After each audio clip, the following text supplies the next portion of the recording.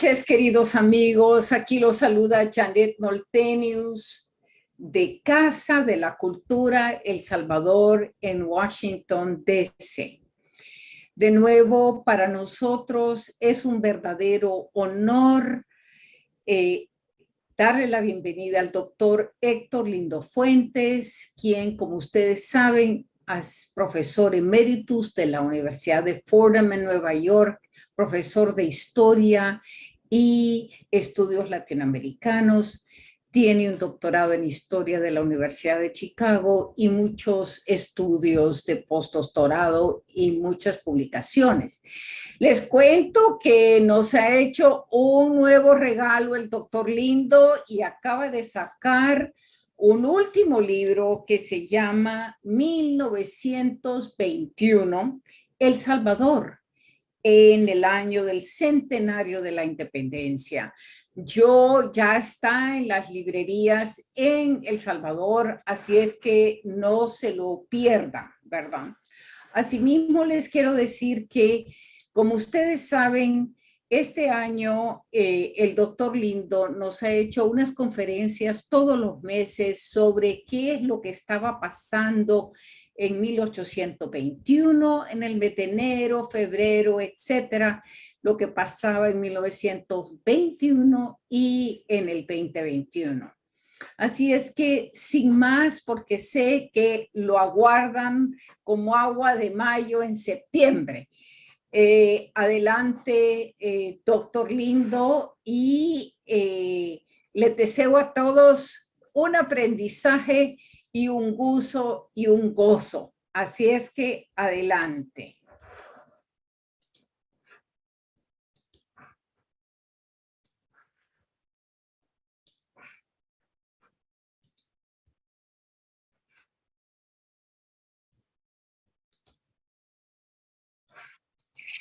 Muchas gracias, doctora Noltenius, por su presentación.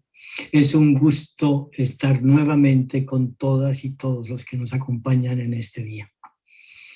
Hemos llegado por fin al mes del bicentenario de la independencia de El Salvador. En estos meses anteriores hemos estado haciendo un recorrido mes por mes, hablando de lo que ha ocurrido en el país en 3 siglos diferentes, para encontrar ciertos elementos comunes en la historia de El Salvador. Y realmente comprender el presente con más profundidad. Queremos encontrar dónde están las raíces de los tiempos en que vivimos. Hoy repetiremos ese ejercicio recordando algunos de los elementos comunes que hemos mencionado en todas estas presentaciones. Hay ciertos tópicos recurrentes que yo creo que vale la pena destacar, empezando por el interés en la Constitución, el interés en un documento fundamental para asegurar un Estado de Derecho que garantice libertades y la independencia de poderes. Hemos hablado también de la libertad de prensa, de la vulnerabilidad económica de nuestro país, de los cambios geopolíticos que se han dado a través de la historia. También discutimos cómo a veces parece que la historia se acelera. Y este mes de septiembre ha sido particularmente lleno de acontecimientos. Pasemos a hablar sobre septiembre de 1921. Vamos a hablar primero sobre el Acta de la Independencia y luego sobre los primeros pasos para consolidar el proyecto político en territorios ya separados del Imperio Español. Como hemos hablado en los 2 meses anteriores, los acontecimientos en México estaban avanzando de forma precipitada. El plan de Iguala de Agustín de Iturbide había logrado una coalición amplia detrás del movimiento independiente y estaba triunfando rápidamente sobre los españoles. A finales de agosto, ya los centroamericanos tenían en claro que iban a tener que tomar una decisión. Es entonces cuando varios líderes de Guatemala, liderados por la familia Aycinena, grandes comerciantes, en conjunto con Pedro Molina y otros próceres, se reunieron secretamente para redactar lo que llamaron un plan pacífico de independencia. Estos líderes de la Capitanía General, los grandes comerciantes criollos, los intelectuales, temían que si la declaración de independencia era popular, podía llevar a desórdenes, podía haber violencia, y querían controlar esto, porque veían que sus intereses podían estar amenazados. Entonces se pusieron de acuerdo para presentar un plan a Gabino Gainza. Y el plan decía explícitamente que el objetivo era, y aquí cito, prevenir el desorden en caso de decidirse el pueblo a la independencia. Es decir, una de sus grandes preocupaciones eran los desórdenes populares. Y luego en el artículo 7 decían, no se innovará nada en cuanto al gobierno, ni se tratará de remover empleado alguno, a no ser que se considere peligroso contra el futuro inmediato sistema.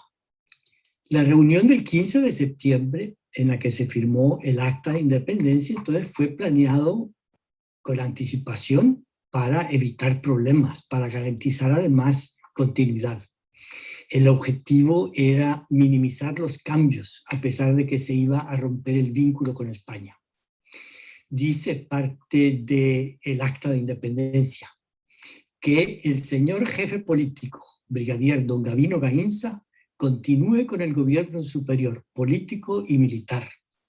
Y para que éste tenga el carácter que parece propio de las circunstancias, se forme una junta provisional consultiva, compuesta de los señores individuos actuales de esta Diputación Provincial. Y luego firman los principales próceres del momento, Gabino Gainza, Mariano Beltranena, José Matías Delgado. Entonces, no se quería cambiar ninguna de las personas que manejaban la colonia bajo los españoles, a pesar de que se hubiera declarado la independencia.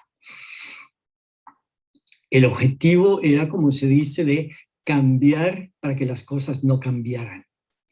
Pero de todas formas, separarse del Imperio Español era un cambio político de gran envergadura. Entonces, el siguiente paso era la consolidación del proyecto. Había que dar pasos para que la población en general se apropiara de este nuevo acto político, que jurara el acto de independencia y que aceptara la idea de este nuevo proyecto. La proximidad del Bicentenario ha estimulado nuevas investigaciones sobre el periodo de la independencia que nos ayuda a comprender este proceso de consolidación del proyecto. Voy a mencionar el trabajo de varios colegas. Por ejemplo, el trabajo de Xiomara Bendaño, de la UES, nos muestra que después del 15 de septiembre siguieron una serie de actividades a través de las cuales las autoridades de Guatemala quisieron asegurarse el apoyo de las provincias, muchas de las cuales creían que se podían aprovechar de la coyuntura, no solamente para lograr autonomía de España, sino también autonomía de grupos poderosos en la ciudad de Guatemala, que ellos sentían que los controlaban demasiado y que se aprovechaban de ellos. Después del 15 de septiembre, el capitán general Gabino Gainza lanzó un edicto para que las diferentes localidades juraran fidelidad al acto de independencia. En la ciudad de Guatemala se organizó una procesión y asistieron diferentes grupos, diferentes estamentos que juraron fidelidad a la independencia y al acta de independencia. El Cabildo de Guatemala ordenó la acuñación de una medalla para perpetuar la memoria feliz del acontecimiento, decían. Demuestro aquí la cara de la medalla. En esta aparece un escultor que está grabando la fecha del 15 de septiembre en una roca. Y si ven ustedes, a la derecha se encuentran 5 pirámides que representan cada una de las provincias del Reino de Guatemala. Este acto de ordenar monedas y de organizar ceremonias de juramento eran similares a las que tenía el gobierno español, el Imperio Español. Por ejemplo, durante la aprobación, después de la aprobación de la Constitución de 1812, se llevaron a cabo ceremonias similares. La consolidación de la nueva entidad política fue compleja. Un documento que descubrió recientemente el colega Sajid Herrera de la UCA ilustra estas complejidades. Se trata de una declaración de independencia de pueblos indígenas en lo que hoy conocemos como el Departamento de la Libertad, alrededor de Teotepec. El documento fechado el 4 de febrero de 1822 muestra que los habitantes de estas comunidades tenían auténticas reservas ante las instrucciones que recibían de San Salvador de oponerse a la Unión a México. Y realmente ellos mostraban una mayor inclinación a seguir las instrucciones que venían desde Guatemala. Varios de los que suscriben el documento no sabían firmar, pero de cualquier manera esto indica las confusiones de la época y las diferentes agendas encontradas que se dieron después de la independencia. En este mapa aparecen las municipalidades que estuvieron envueltas en este proceso de escribir esta declaración de independencia de San Salvador. Están Zapotán, Teotepeque, Misata, Jicalpa, Chilquipán y Tamarique. Está un poquito al occidente de lo que ahora algunos llaman Surf City. Pero en este caso, los habitantes de estas localidades estaban demostrando desconfianza a las autoridades de San Salvador. Eran pueblos indígenas que querían redefinir el significado de la independencia de acuerdo a cómo ellos veían sus propios intereses. Lo que se quiere ilustrar aquí es que este es un periodo de bastante fluidez en que se trataban de definir y redefinir las líneas de autoridad. Después de que fracasó el proyecto de la Unión a México, comienza el proceso de escribir una constitución para Centroamérica. Entonces se escribe la Constitución de la República Federal de Centroamérica. Primero se escribieron unas bases constitucionales y luego una constitución en la que se adoptaban los principios constitucionales de la época.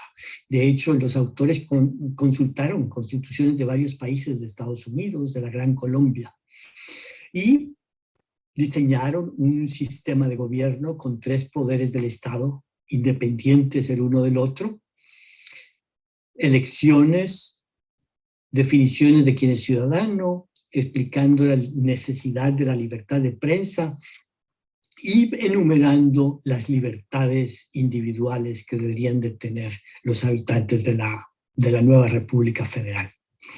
Pasemos entonces a ver lo que está ocurriendo en septiembre de 1921. Voy a dividir esta parte de la presentación en 2 etapas. Primero voy a discutir las semanas alrededor del centenario de la independencia y luego voy a hablar sobre la Constitución Federal que se va a entregar en San Salvador el 15 de septiembre. Para hablar sobre las semanas que precedieron al centenario, voy a necesitar 2 escenarios, una especie de pantalla dividida, como ocurre cuando hay noticias importantes. Porque los acontecimientos están ocurriendo en 2 sitios cruciales. Por un lado, en San Salvador. Aquí lo ilustro con una vista del campo de Marte, una parada militar en 1921. Y por el otro lado, estamos hablando de Washington, del Departamento de Estado. Este edificio que les muestro aquí era el edificio del Departamento de Estado en 1920. Desde Estados Unidos se veía una situación muy compleja en El Salvador. Un informe que recibió el Departamento de Estado el 17 de septiembre de parte del comandante del USS Cleveland, un barco de guerra que había estado en El Salvador la semana antes del centenario, explicaba la situación política y económica en San Salvador. Hablaba que el tesoro estaba vacío, que las arcas del Estado no tenían un centavo, el endeudamiento público era muy grande, el gobierno no tenía cómo pagarle a los empleados y decía que los agitadores políticos están utilizando esto para provocar disensiones internas. Planean un levantamiento general antes del 15 de septiembre. Al mismo tiempo que llegaba esta carta del comandante Cleveland, llegaba otra carta al Departamento de Estado diciendo que el señor Keith ha recibido un cable de San Salvador que indica que el gobierno ha firmado un contrato por un crédito de $250,000. y que el contrato contiene una extensión de 5 meses de la opción de préstamo y del contrato bancario. ¿A qué se refiere esta carta? Bueno, el señor Keith era el dueño principal de la United Fruit Company, el inversionista estadounidense más importante de toda América Latina, posiblemente.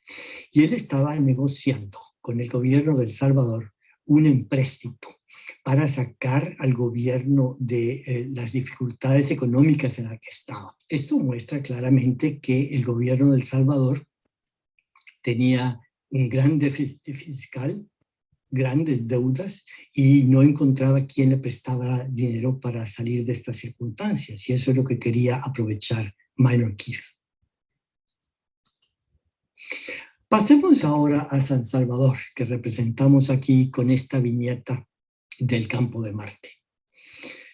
Para conmemorar el 15 de septiembre, la prensa publicó una edición especial y le pidió a varios intelectuales que hablaran sobre el tema del centenario. Realmente dieron ellos una visión muy pesimista de lo que había ocurrido en los últimos 100 años en El Salvador. Había una idea de que se habían desperdiciado los 100 años de independencia. Por ejemplo, José Mejía, que era un importante líder obrero, se refería al centenario diciendo que hay dolores que no duelen y que producen bochorno, vergüenza, remordimiento y aflicción. Estos son los dolores reservados a los pueblos. Y estos mismos dolores que sufren los pueblos centroamericanos hoy en esta fecha de regocijo cuasi bastardo, que hace más agudo el sentimiento nostálgico de un tesoro soñado, ofrecido a mucho tiempo y que ni siquiera conocemos. Al hablar de el tesoro soñado, se refiere, por supuesto, a las ilusiones que se tenían en el momento de la independencia y que nunca llegaron a ser realidad porque una serie de caudillos, de políticos ambiciosos, impidieron que se cumplieran esos sueños de estabilidad y de prosperidad. Otro autor que dio su visión sobre el centenario en esta época fue Tepemechín, el coronel José María Peralta Lagos, este gran escritor salvadoreño que escribió en septiembre de 1921 un ensayo que él intituló 100 años perdidos. Y dice cosas muy tristes realmente. Dice, ¿fue un error nuestra independencia? ¿Fue un acierto de nuestros próceres? No lo sé, pero estoy seguro de que si ellos resucitaran, llenos de vergüenza, nos escupirían a la cara. 100 años son muy suficientes para juzgar de las aptitudes de un pueblo para gobernarse dignamente. Durante un siglo de vida pseudolibre, hemos probado hasta la saciedad nuestra ineptitud para la vida ciudadana. Con nuestro desconocimiento del derecho, con nuestro horror a la justicia y el desprecio de todas las conveniencias. ¿Podrá esperarse algo bueno de nosotros? ¿Sabremos aprovechar tan triste experiencia? ¿Tendremos conciencia del peligro que supone la continuación de semejante estado de cosas? Esta visión tan pesimista de Tepemechín, de José María Peralta Lagos, era un reflejo de los 100 años anteriores en que había habido muchos dictadores, en el que había habido gobernantes que cambiaban la constitución de la noche a la mañana para mantenerse en el poder lo más posible. Cuando llegó el 15 de septiembre, en San Salvador se organizó un desfile y en la prensa se publicó el orden del desfile.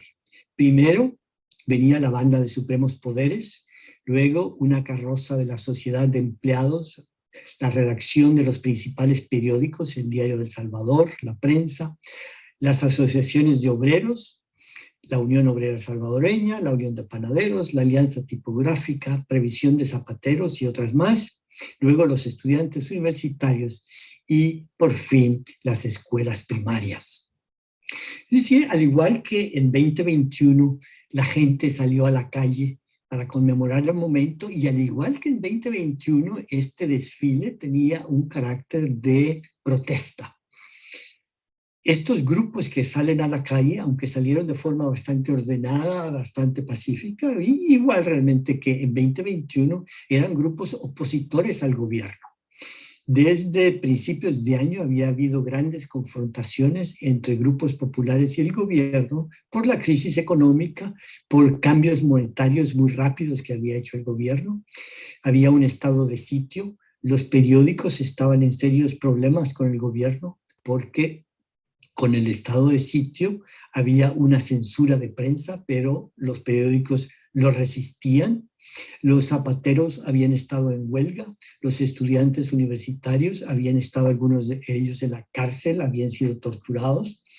O sea que este fue un desfile que reflejaba la oposición que tenía el gobierno. Tanto es así que el presidente de la República no salió en público, no se presentó frente a este desfile, y cuando presentó un discurso lo hizo por escrito, ni siquiera lo pronunció en público, sino que lo publicó en los periódicos. Como les he mencionado, en 1921 había un proyecto de unión de Centroamérica. Se había firmado un pacto de unión en enero, y para culminar la unión de Centroamérica se estaba escribiendo una constitución en Tegucigalpa. Este proyecto de unión de Centroamérica estaba apoyado por los clubes unionistas y el Partido Unionista, que tenían un gran entusiasmo por la causa, porque muchos veían que la unión de Centroamérica podía ser una forma de superar el caudillismo, superar todos estos dictadores que había habido en Centroamérica, que ignoraban la Constitución, se reelegían continuamente, reescribían la Constitución, no creían en el Estado de Derecho realmente, y no apoyaban a las masas populares. Entonces, cuando se escribió la Constitución hubo mucho entusiasmo y realmente hubo verdaderos logros. La Constitución que se escribió en Tegucigalpa incluía el sufragio femenino y protecciones para los obreros. Por primera vez las mujeres en Centroamérica iban a poder votar, esa era una gran cosa. De paso, el gobierno de Meléndez no estaba tan entusiasmado con la idea de la Constitución, particularmente por eso, ¿no? Porque sentía que le quitaba poderes, y la gente que estaba apoyando la idea de la Unión y de la Constitución eran los mismos grupos que lo apoyaban. Pero en cualquier caso, la Constitución estuvo lista para el 15 de septiembre y se planeó una entrega muy espectacular de la Constitución al gobierno de El Salvador. Aquí hay una noticia que se publicó en el mismo suplemento de la prensa, este suplemento del 15 de septiembre, y dice: Mr. Lamb aterrizará también en la ciudad de Santa Ana. El aviador Lamb aterrizará en Tres Puertas o en el campo de Marte el día 15. Aquí lo que está ocurriendo es que los campeones de la Unión de Centroamérica y los autores de la Constitución en Tegucigalpa querían que esto fuera una entrega de la Constitución el 15 de septiembre, algo muy espectacular, y contrataron al único aviador que había en Honduras para que volara en un avioncito y llevara la Constitución a San Salvador. Y de hecho aterrizó en el campo de Marte. Este es el aviador, Dean Ivan Lamb, y este es el avión que utilizó él para llevar la Constitución al campo de Marte. Este señor era un gran aventurero. Él escribió sus aventuras en un libro que se llamaba The Incurable Filibuster, y hablaba cómo llegó a San Salvador y después de entregar la Constitución se fue al Hotel Nuevo Mundo, se fue a echar un trago. Él conocía muy bien San Salvador y sabía que por las mañanas los amigos de tomar alcohol por las mañanas se reunían en el Hotel Nuevo Mundo, ahí en la esquina del Palacio Nacional. Ivan Lamb era famoso como filibustero, era un aventurero realmente, al grado que algunos cómicos que hablan sobre los pioneros de la aviación y los aventureros de la aviación incluyen su nombre. Les voy a mostrar aquí un detalle. En este cómico, en este librito ilustrado, hablan de Ivan Lam y muestran el avión que él volaba. Había sido comprado por el gobierno hondureño. Y si ven ustedes, ahí dice H9. Y si ven la foto que les mostré anteriormente, en la cola también dice H9. Lo que les muestra que el ilustrador realmente hizo su trabajo e hizo las consultas del caso. En todo caso, el objetivo de entregar la Constitución de forma espectacular fue traicionado por lo que hizo después el gobierno de El Salvador. A la hora de las horas, cuando se iba a llevar la Constitución a las manos de oficiales del gobierno, la entrega se hizo de forma muy privada, muy a puerta cerrada. La describe el Diario Oficial diciendo que el diputado secretario de la Asamblea Nacional Constituyente, por comisión del Honorable Consejo Federal Provisional, puso ayer en manos del señor subsecretario de Relaciones Exteriores, encargado del despacho, el texto auténtico de la Constitución Federal.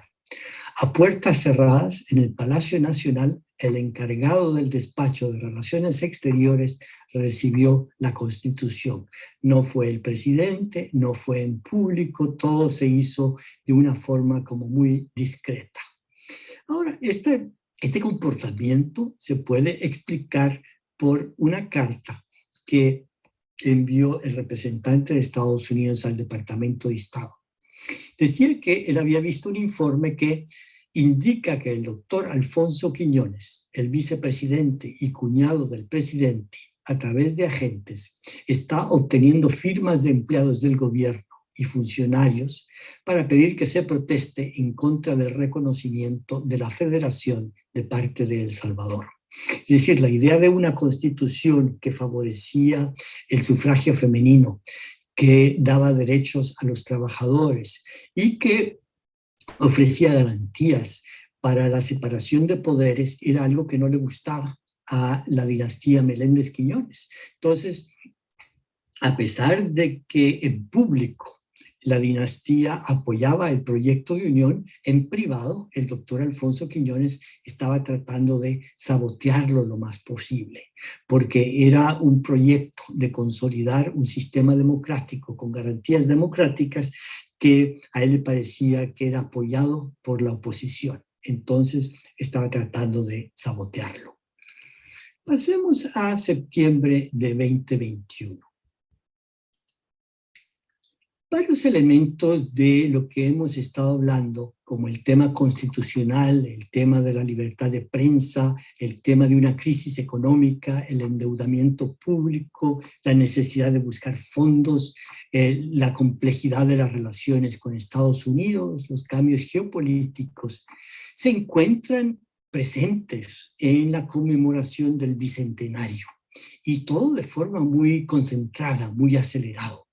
Y es por eso que le he dedicado tanto tiempo a hablar sobre estos temas al hablar de 1921. Ahora, al hablar de 2021, vemos la utilidad de reflexionar históricamente. Y creo que son cosas que nos debe de preocupar el que no hayamos hecho suficiente progreso. Nos tenemos que preguntar si esa pesadumbre que escuchamos en lo que decía Peralta Lagos y lo que decía José Mejía es algo que tiene sentido también en 2021. Entonces, hagamos una revisión acelerada de lo que hemos estado observando estas últimas 2 semanas. Nuevamente vamos a recurrir a la estrategia de usar una pantalla dividida, porque los acontecimientos que están ocurriendo de una forma tan acelerada ocurren tanto en San Salvador como en Washington. En San Salvador ha habido una gran cantidad de decisiones que han causado gran interés e inclusive alarma entre el público, que se pregunta las intenciones que puede tener el gobierno. una de estas decisiones es la que tomó la Sala de lo Constitucional de la Corte de revertir la extradición de un cabecilla de la MS-13 que ya se había negociado con Estados Unidos. Esa es una decisión extraordinaria de no cumplir una palabra que se había dado a un país muy poderoso sobre un tema que le interesaba. Entonces, esto levantó muchas preguntas. Luego, la misma Sala Constitucional, que está, por supuesto, configurada por elementos nombrados por el régimen y de una forma que se considera contraria a la Constitución, avaló la reelección presidencial. Y es una decisión que causó gran sorpresa entre abogados constitucionalistas que, al leer la Constitución, ven una clara prohibición a la reelección. De hecho, no hay que ser abogado constitucionalista para ver que la Constitución dice con toda claridad que la reelección no se permite. Y luego, al llegar el 15 de septiembre, la celebración oficial se realizó dentro de Casa Presidencial, sin presencia del público en general, pero sí cara al ejército, una visión muy militarizada de la conmemoración del Bicentenario de la Independencia. Paralelamente, hubo manifestaciones en San Salvador que son el resultado de las preocupaciones que tiene ya mucha gente con respecto a la dirección que está llevando el gobierno de Bukele. Y fue una protesta inesperadamente masiva. Había habido desde días anteriores convocatorias, pero nadie sabía cuánta gente iba a salir a la calle. Pero a la hora de las horas, la presencia fue realmente impresionante. Las calles estaban llenas de personas que se oponen a la dirección que están tomando las cosas. Y ciertamente esta manifestación evoca lo que ocurrió hace exactamente 100 años, cuando el principal desfile del 15 de septiembre tenía como protagonistas a los principales grupos que estaban en confrontación con las autoridades. Un par de días más tarde, 4 días más tarde, aparecen en la prensa nacional más noticias preocupantes sobre casos de corrupción gubernamental que son consistentes con las preocupaciones que expresaban los manifestantes del 15 de septiembre. Entonces, siguen ocurriendo acontecimientos con gran celeridad que causan mucha inestabilidad, que causan mucha preocupación. Y como es habitual para este gobierno, las malas noticias se recibieron con acciones impetuosas que cambiaron la conversación o que buscaban cambiar la conversación para distraer sobre las noticias realmente alarmantes. Una de estas tácticas de distracción es que el gobierno compró más bitcoins en un momento en que el Bitcoin está bajando de precio. Ya hemos comentado en estas charlas que el peligro del Bitcoin es que fluctúa muy rápidamente. Y en las últimas semanas el Bitcoin ha bajado 16%. Y aún así el gobierno, en lo que realmente es como una apuesta de casino, ha comprado más con la esperanza de que suba el precio, pero así como puede subir el precio, que puede subir, así puede bajar. Entonces estamos jugando un poco con el Tesoro Nacional. Otra medida para cambiar la conversación es que el presidente cambió su cuenta de Twitter para burlarse de las acusaciones que se le hacen de ser dictador y se autodefine como dictador un poco en son de broma. Y también hace alarde de haber comprado bitcoins y de que está comprando en el dip, que parece ser una palabra que usan los entusiastas de las criptomonedas para este acto especulativo de comprar cuando creen que está baja la moneda con esperanza de que suba, que es un poco lo que se hace en especulación, pero no con las arcas nacionales, con las finanzas nacionales. Todo esto ha recibido reacciones en el Departamento de Estado, que ha tomado medidas que son muy graves desde el punto de vista diplomático. El Departamento de Estado anunció a principios de mes su oposición a la decisión de la Sala de lo Constitucional con respecto a la reelección. El portavoz del Departamento de Estado dijo: condenamos la decisión de la Corte salvadoreña que habilita reelección presidencial inmediata, a pesar de que la Constitución lo prohíbe. Llamamos al presidente Bukele a que demuestre su compromiso con la democracia y el Estado de Derecho. Esto es algo muy poco frecuente, que Estados Unidos llame la atención sobre las acciones de otro país y condene con tanta claridad la inconstitucionalidad de las acciones de un gobierno. Luego, unos días más tarde, aparece un artículo en Infobae que explica el quiebre que ha ocurrido entre las relaciones de la Casa Blanca con el presidente Bukele, enumerando todos los motivos por los cuales Estados Unidos ha dejado de confiar en el presidente Bukele, incluyendo el decreto de reelección y el rechazo a la extradición de pandilleros. Y todo esto ha ayudado a deteriorar las relaciones entre Estados Unidos y El Salvador. Es decir, estamos hablando sobre estas relaciones con el mundo externo que para un país pequeño como El Salvador son tan importantes, que están en un estado de flujo. Finalmente, ayer el gobierno de Estados Unidos tomó otra medida extraordinaria al añadir a los 5 magistrados nombrados por el gobierno en la Sala de lo Constitucional como personas que se incluyen en la llamada lista Engel, la sección 353 de actores corruptos y antidemocráticos. Entonces estamos hablando de unas semanas del bicentenario sumamente turbulentas, tanto dentro de El Salvador como en las relaciones con Estados Unidos. También ha habido acontecimientos relacionados con la Constitución. El mismo día de la conmemoración del bicentenario, la comisión que había estado trabajando en un proyecto de constitución entregó el proyecto al gobierno. Entonces tenemos que este tema constitucional del que hemos estado hablando vuelve a salir a la superficie, al igual que en 1921 se entrega una constitución federal al gobierno de Meléndez, en 2021 se entrega un proyecto de constitución al presidente Nayib Bukele.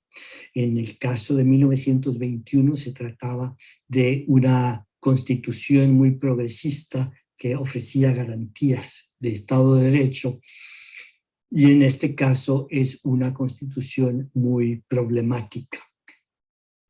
Un análisis que hizo Fudexo, una organización en la que hay abogados muy prominentes, comisionó unos infográficos para explicar los cambios en la Constitución. Y yo creo que estos infográficos todo el mundo los debería de conocer porque explican con mucha claridad el peligro que existe si se adopta esta Constitución y por qué representa un retroceso realmente grande con respecto a las constituciones democráticas que deberíamos de tener. Les voy a mostrar algunos ejemplos, porque yo creo que vale la pena entrar en detalle para que ustedes vean con claridad los peligros que tiene este nuevo proyecto constitucional. El artículo 29 de la Constitución vigente dice que en casos extremos como guerra, catástrofes, etc., podrán suspenderse las garantías constitucionales, excepto cuando se trata de reuniones o asociaciones con fines religiosos, culturales, económicos o deportivos. Bueno, la nueva Constitución elimina lo que aparece tachado y lo sustituye diciendo cuando se trate de aquellas reuniones establecidas en el decreto respectivo. El que las reuniones vayan a ser por un decreto significa que una simple ley aprobada con 43 votos podría suspender garantías de derechos como la libertad de expresión, la entrada al territorio, las reuniones pacíficas y la no intercepción de comunicaciones. Esto es sumamente grave. Luego, en el artículo 38, que dice, el patrono que despide a un trabajador sin causa justificada está obligado a indemnizarlo conforme a la ley. La nueva Constitución reemplaza el texto diciendo que toda persona trabajadora tiene derecho a una indemnización conforme a la ley por despido sin causa justificada. Esto lo que hace es quitarle la responsabilidad al empleador de indemnizar a la persona despedida sin justificación.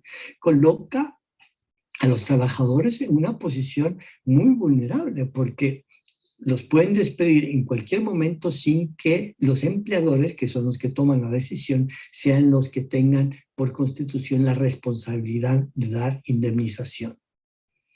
El artículo 12, que actualmente dice, las declaraciones que se obtengan sin la voluntad de la persona carecen de valor. Quien así las obtuviera y empleare incurrirá en responsabilidad penal.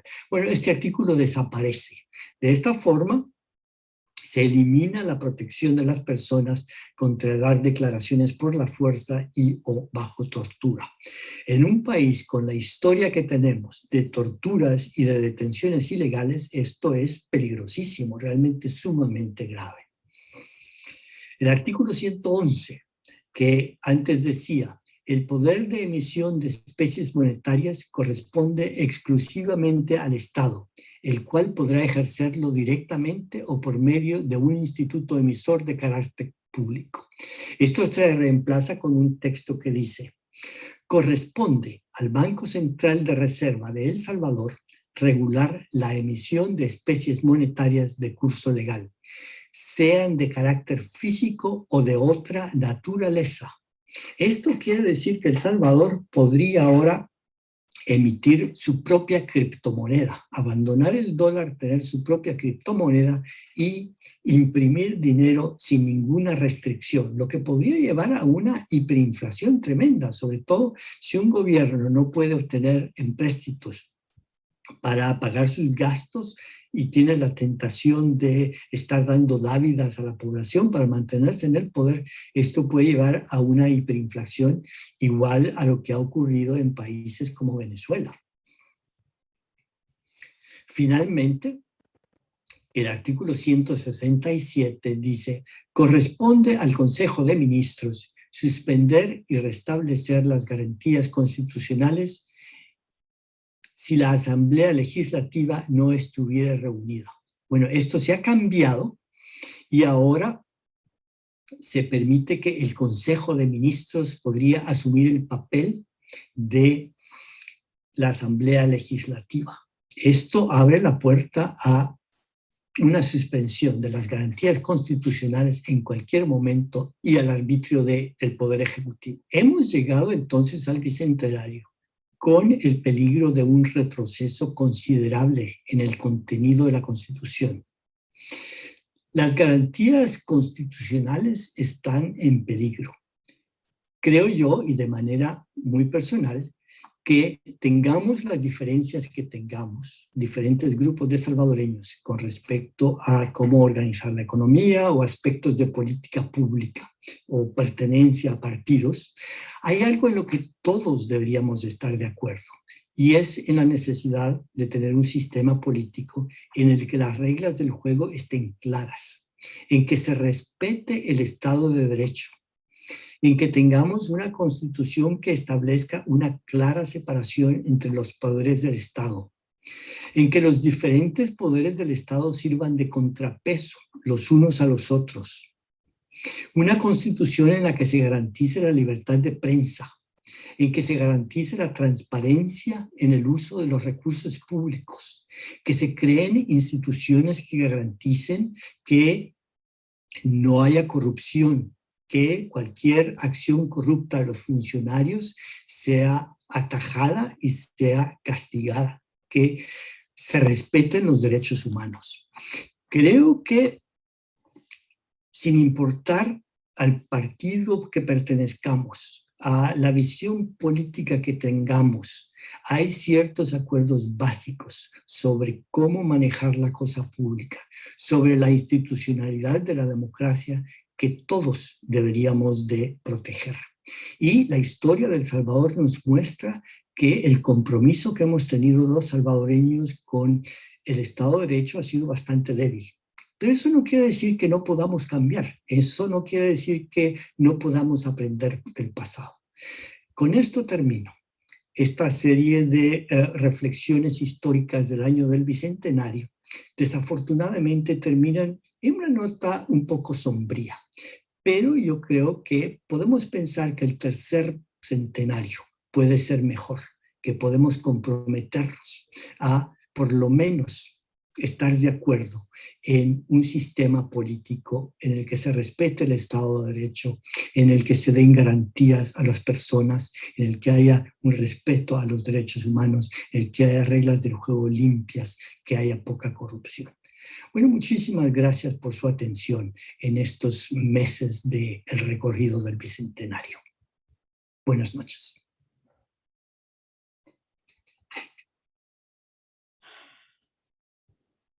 Bueno, pueden ver ustedes, queridos amigos, que todos los videos del doctor Lindo están en su YouTube, ¿verdad?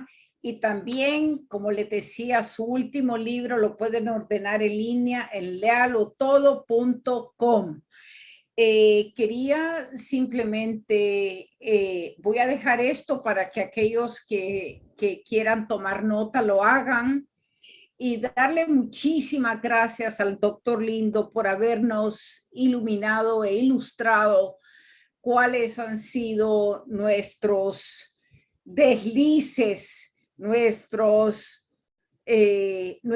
caídas y el dolor que se siente y se sentía después de los primeros 100 años y ahora nuestros segundos 100 años. Quería simplemente saludar al público que ha estado con nosotros. Ivonne Rivera, buenas noches, muchas gracias por estar con nosotros. Edgar Rosales, Joana Berle Suárez, Renber Vázquez, Ramón Jiménez, Ana María Delgado, también María Elena Vázquez, buenas noches, felicitaciones. Pilbelena Rivera Benavides, Félix Nelson Navarrete dice buenas noches, felicito a Janet y un saludo al ponente tan interesante. Es una verdad, esta es la verdadera historia. Gracias por ilustrarnos. Ana Patricia Pérez Bene Turquía ha estado también. Evelyn González nos da las gracias por el doctor Lindo. Nancy Gutiérrez, Edgar Rosales, Mario Alfredo Callejas Montalvo dice mis felicitaciones al doctor Héctor Lindo, excelente historiador, economista, catedrático, excelente amigo. Lorraine Wells, Joana Berle, Elena Castro Morán, qué interesante información, me encantan estas presentaciones del doctor Lindo, pues explora muchos estratos de nuestra historia. Gracias por su labor, un fuerte abrazo. Álvaro Panameño, Mauricio Alarcón, Federico Averle, también Oscar Valdés nos dice, la reforma al artículo 38 flexibilizaría el mercado laboral transfiriendo el pago de indemnizaciones al Estado, al estilo de otros países. Sin embargo, siendo parte del actual paquete de reformas constitucionales, no puede aceptarse. Asimismo, Francisco Sancivirini está con nosotros y excelente, Elena Castro Morán dice, excelente comentarios, Héctor, excelente ponencias, doctor Lindo, parece que el 2021 se repitió lo del 1921, el presidente se ocultó de la conmemoración, mejor dicho, se ocultó del pueblo. Excelente ponencia, le dan muchas gracias al doctor y Oscar Guzmán dice, felicitaciones y gracias por la presentación que nos permite mantener nuestra memoria histórica. Y así muchos otros comentarios. Quería de nuevo darle las gracias al doctor Lindo por esa magnífica presentación y sobre todo al público que ha estado con nosotros durante toda esta serie de seminarios sobre el recorrido del Bicentenario y que nos deja a todos con mucho que reflexionar y decir, bueno, ¿qué es lo que creemos y la importancia de tener esas reglas claras, esa normativa, ese Estado de Derecho que es el que nos guía para estos próximos 100 años que otros podrán ver? Agradecida de nuevo al doctor Lindo y a todos ustedes por su atención y seguimos adelante y nos vemos en el mes de octubre. Este año sí vamos a seguir celebrando el Bicentenario y explorando nuestra historia. En nombre de Casa de la Cultura El Salvador en Washington, D.C., muchas gracias y muy buenas noches.